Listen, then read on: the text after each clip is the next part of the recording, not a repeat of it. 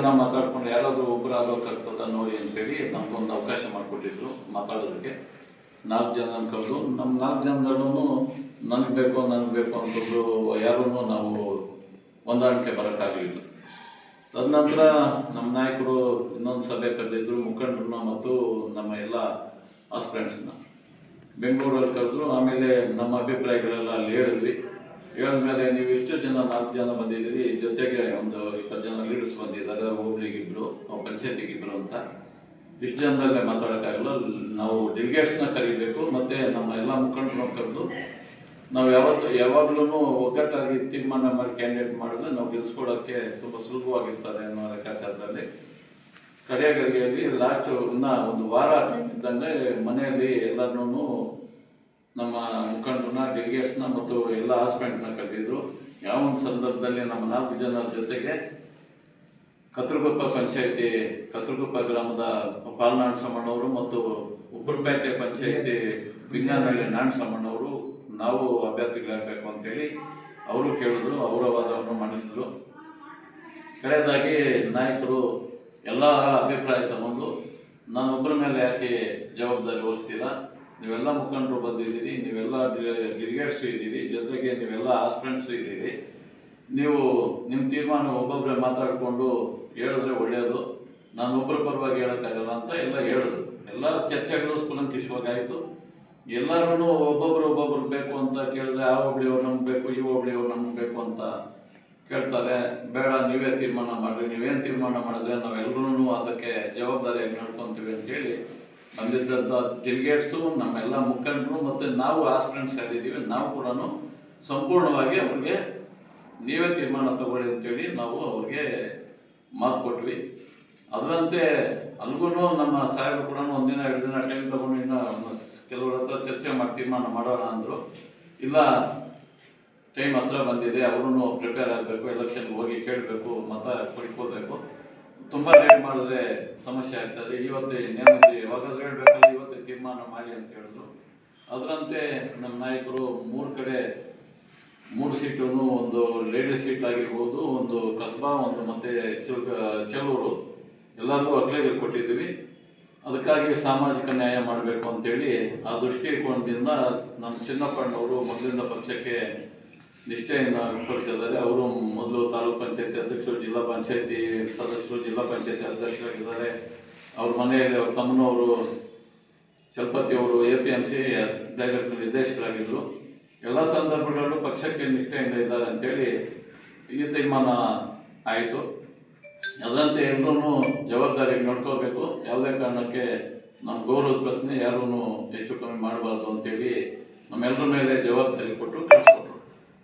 ಅದರಂತೆ ನಾವೆಲ್ಲರೂ ಚುನಾವಣೆಗೆ ಪ್ರಿಪೇರ್ ಆದ್ವಿ. ಚುನಾವಣೆಗೆ ಹೋಗಿ ಎಲ್ಲ ಮತದಾರನ ಭೇಟಿಯಾಗಿ ಮತದಾರರು ಕೇಳಿದ್ವಿ. ಅದಾದ ನಂತರ ಚುನಾವಣೆ ಹತ್ರ ಬರ್ತಾ ಅವರ ಎಲ್ಲರೂ ಹೋಗಿ ಭೇಟಿಯಾಗಿ ಎಲ್ಲರನ್ನೂ ಕರೆದು ಪೂಜೆಗೆಲ್ಲ ಕರೆಸಿ ಮಾತಾಡಿ ಎಲ್ಲರೂ ಅವ್ರು ಏನಿದ್ರು ಎಲೆಕ್ಷನ್ ಫಾರ್ಮಾಲಿಟೀಸ್ ಎಲ್ಲ ಕ್ಯಾಂಡಿಡೇಟ್ ಆದವ್ರು ಅಂತ ಮಾಡಿದ್ರು. ಅವರು ನಮ್ಮ ಜೊತೆ, ನಾವು ಅವ್ರ ಜೊತೆಗಿದ್ದು ಇದ್ವಿ. ಆದರೂ ಕೂಡ ನಮ್ಮ ನಾಯಕರದ್ದು ಆಗಲಿ, ನಮ್ಮ ಕೆಲವು ಮುಖಂಡರದ್ದಾಗಲಿ ಏನು ಅದರಲ್ಲಿ ಪಾತ್ರ ಇಲ್ಲ, ಎಲ್ಲರೂ ಒಗ್ಗಟ್ಟಾಗಿ ಮಾಡಬೇಕು ಅನ್ನೋ ದೃಷ್ಟಿಯಿಂದನೇ ಮಾಡಿದ್ವಿ. ಕೆಲವೊಬ್ಬರು ಮುಖಂಡರು ಏನೋ ಅವರ ಸ್ವಪ್ರತಿಷ್ಠೆಗಳಿಗೆ ಅವ್ರಿಗಾಗಬಾರ್ದು, ಅವರು ಗೆಲ್ಲಬಾರ್ದು, ಅವ್ರಿಗೆ ಕೊಟ್ಟವ್ರಿಗೆ ಕೊಡ್ತಿರೋ ಎಲ್ಲ ಅವಕಾಶಗಳು ಅಂತೇಳಿ ಮನಸ್ಸಲ್ಲಿ ಇಟ್ಕೊಂಡು ಈ ಥರ ಆಯಿತು. ಮತ್ತು ನಮ್ಮ ಜೊತೆಗೆ 50 ಜನ ಡೆಲಿಗೇಟ್ಸು ಬಂದಿದ್ದರು, ಎಲ್ಲ ಟೂರು ಹೋಗಿದ್ರು. 1-2-3 ದಿನ ಮಡಿಕೇರಿ ಎಲ್ಲ ಸುತ್ಕೊಂಡು ಬಂದು ಕಡೆ ದಿನ ಬಂದು ಓಟ್ ಹಾಕೋ ಸಂದರ್ಭದಲ್ಲಿ ಈ ಆಶಾ ಆಮಿಷಗಳಿಗೆ ಬಲಿಪಶುಗಳಾಗಿದ್ದಾರೆ. ನಮ್ಮ ವಿರೋಧಿ ಅಭ್ಯರ್ಥಿ ಆದಂಥ ಅವಳಪ್ಪನವರು ಚಿನ್ನಪ್ಪ ಅವ್ರನ್ನ ಬಿಟ್ಟು 70 ಜನರನ್ನು ನಾವು ಮನೆಗಳಿಗೆ ಹೋಗಿ ಮತ ಕೇಳಿದ್ದೀವಿ ಅಂತ ಹೇಳ್ತಾರೆ. ಅದು ತಪ್ಪು. ನಮ್ಮ ಮನೆಯಲ್ಲಿದೆ ಅಂತ ಕೂಡ ಅವ್ರಿಗೆ ಗೊತ್ತಿಲ್ಲ, ನಮ್ಮ ಮನೆಯಲ್ಲಿ ಕೇಳಿಲ್ಲ. ಫೋನ್ ಮುಖಾಂತರ ಒಂದ್ಸರಿ ಸಂಪರ್ಕ ಮಾಡಿದ್ರು. ಆದರೂ ಕೂಡ ನಾವು ಇಲ್ಲಪ್ಪ, ನಮ್ಮ ಅಭ್ಯರ್ಥಿ ಚಿನ್ನಪ್ಪಣ್ಣವರು ನಮ್ಮ ನಾಯಕರ ಗೌರವ ಪ್ರಶ್ನೆ, ನಾವು ಒಂದು ಜವಾಬ್ದಾರಿ ಸ್ಥಾನದಲ್ಲಿದ್ದೀವಿ, ನೀವು ನಮ್ಗೆ ಫೋನ್ ಮಾಡಿ ಕೇಳಬಾರ್ದು, ನಾವು ಓಟ್ ಹಾಕೋದಿಲ್ಲ, ದಯವಿಟ್ಟು ಇನ್ಮೇಲೆ ನಾನು ಫೋನ್ ಮಾಡಬೇಡಿ ಇಟ್ಬಿಡು ಅಂತ ಹೇಳಿದ್ನಿ ಜನ. ಇದಾಯಿತು. ಅದಾದಮೇಲೆ ಎಲೆಕ್ಷನ್ ಆಯಿತು. ನಾವು 50 ಜನ ನಮ್ಮ ಜೊತೆ ಬಂದಿದ್ದರು. ಅವರು ದೊಡ್ಡ ಮಟ್ಟದಲ್ಲಿ ಆಶಾ ಆಮಿಷಗಳನ್ನ ನೋಡಿ ನಮ್ಮ ಮತಗಳನ್ನ ಪರಿವರ್ತನೆ ಮಾಡ್ಕೊಂಡಿದ್ದಾರೆ. ಅದರಲ್ಲಿ ಯಾರ್ಯಾರು ಶಾಮೀಲಾಗಿದ್ದಾರೆ ನಮ್ಮ ನಾಯಕರು ಎಲ್ಲ ಮಾಹಿತಿ ಅವ್ರಿಗಿದೆ. ಯಾರ್ಯಾರು ತಪ್ಪು ಮಾಡಿದ್ರು ಅವ್ರು ಕರೆದು ಅವ್ರಿಗೆ ವಿಧವಾದ ಹೇಳಿ ಇನ್ಮೇಲೆ ಆಗದೇ ಇರೋ ಸರಿ ಮಾಡ್ಕೋಬೇಕು.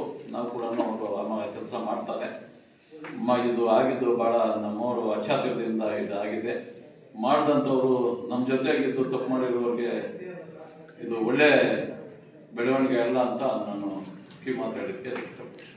ತಾವು ಬಂದು 10 ಜನ ಡೆಲಿಗೇಟ್ ಫಾರಮ್ಸ್ ಅವ್ರು ಕೊಟ್ಟು ಡೆಲಿಗೇಟ್ ಫಾರಮ್ ನಮ್ಮ ಕೈ ಕೊಟ್ಟಿದ್ರು.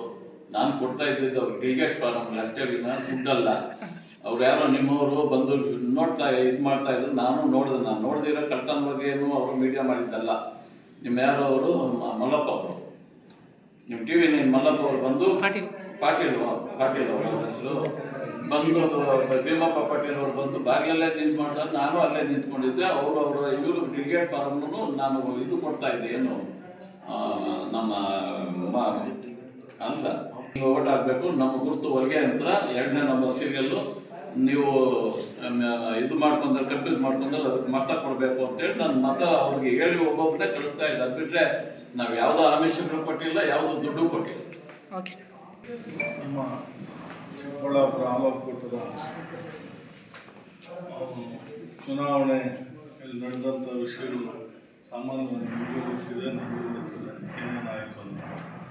ಆದರೆ ಇದು ಮೊದಲನೇ ಸರ್ತಿ ಏನೇನೋ ಜಾತಿಗಳು ದುಡ್ಡಂಶ ಇನ್ನೊಂದು ಹೇಳ್ತಾ ಇರೋದೆಲ್ಲ ಇದು ಮೊದಲನೇ ಚುನಾವಣೆ. ಒಂದು ಚುನಾವಣೆನ ನಾವೆಲ್ಲ ಅಂದ್ಕೊಂಡೇ ಇಲ್ಲ ಈ ಥರ ಆಗ್ತದೆ ಅಂತ.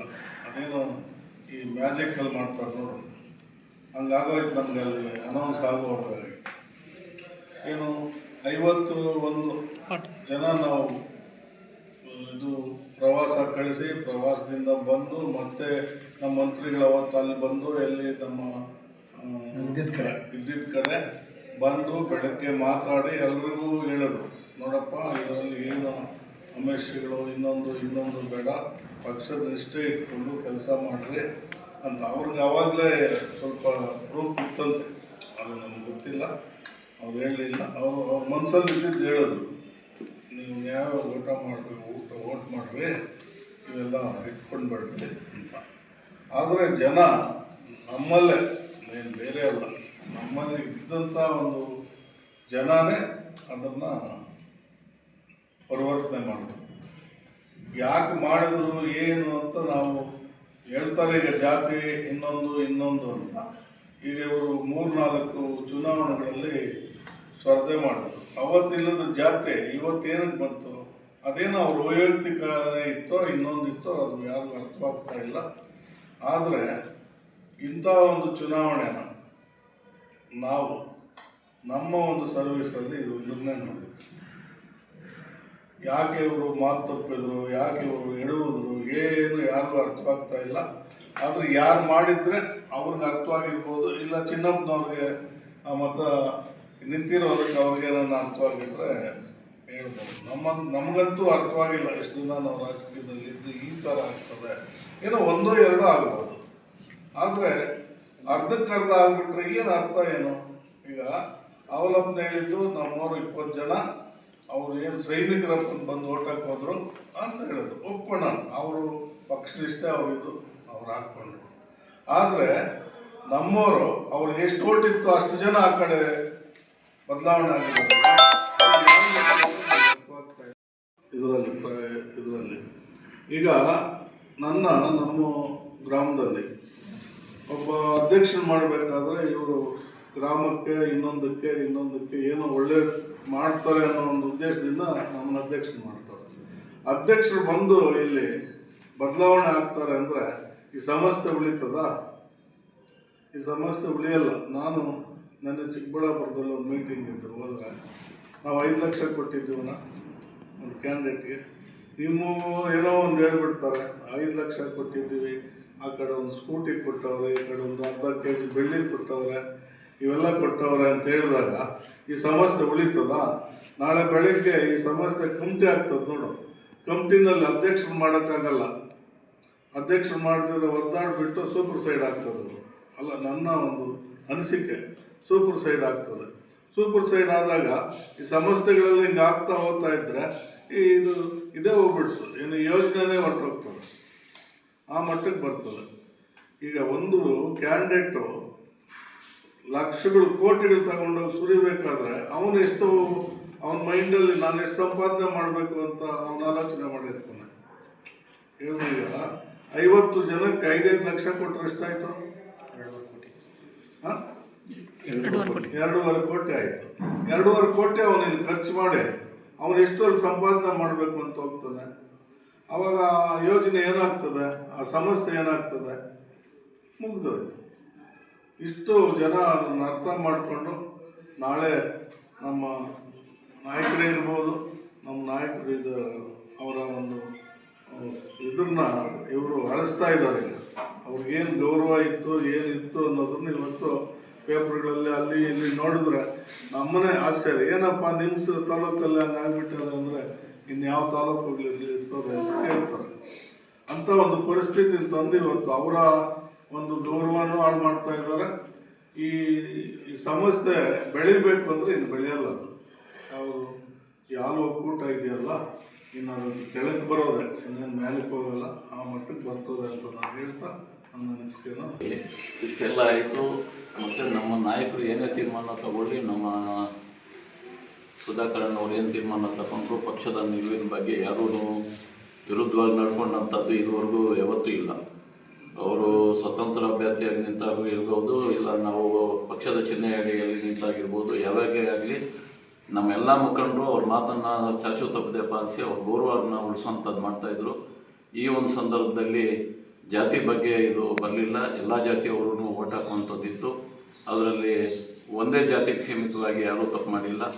ಈ ಹಣದ ಆಸೆ ಆಮಿಷಗಳಿಗೆ ಒಳಗಾಗಿ ಇದನ್ನು ನಮ್ಮ ನಾಯಕರು ಭಾಳ ಅಚ್ಚುಕಟ್ಟಾಗಿ ನಡೀಬೇಕು. ಹೊಸದಾಗಿದೆ, ಚಿಕ್ಕಬಳ್ಳಾಪುರಕ್ಕೆ ಒಂದು ಸಂಸ್ಥೆ ಬಂದಿದೆ ಹೊಸದಾಗಿ, ಅದು ಒಳ್ಳೆಯವನ್ನು ಗೆಲ್ಲಿಸಿ ಒಳ್ಳೆಯ ರೀತಿ ನಡೆಸ್ಕೊಂಡು ಹೋಗೋದಕ್ಕೆ ನಾವೆಲ್ಲ ಏನಾಗ್ತದೆ ಎಲ್ಲ ಸಹಕಾರ ಮಾಡಬೇಕು ಅಂತೇಳಿ ಬೇಕಾದಷ್ಟು ಪ್ಯಾಕಿಂಗ್ ಯೂನಿಟು ಕೂಡ 9 ಎಕರೆ ಚಿಲ್ಲರೆ ಜಮೀನು ಕೂಡ ಮಂಜೂರು ಮಾಡಿಸ್ಕೊಟ್ಟಿದ್ದಾರೆ.